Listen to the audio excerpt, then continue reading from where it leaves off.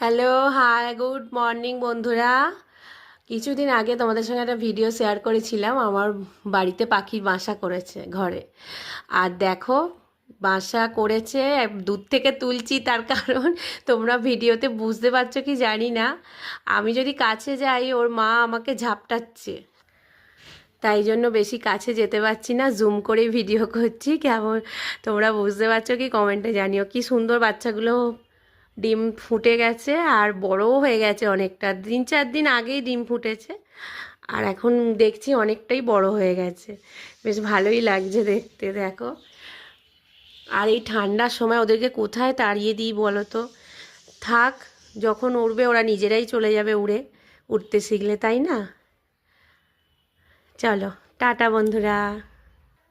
দেখো, দুটো বাচ্চা, তোমাদেরকে মানে ভিডিও শেষ করতেই পারছি না। দেখো, আবার চালু করলাম। কি সুন্দর বাচ্চা দুটো মুখ বাড়িয়ে বসে আছে, দেখেছো? এই দেখো, অনেকটাই বড় হয়ে গেছে। চলো, টাটা।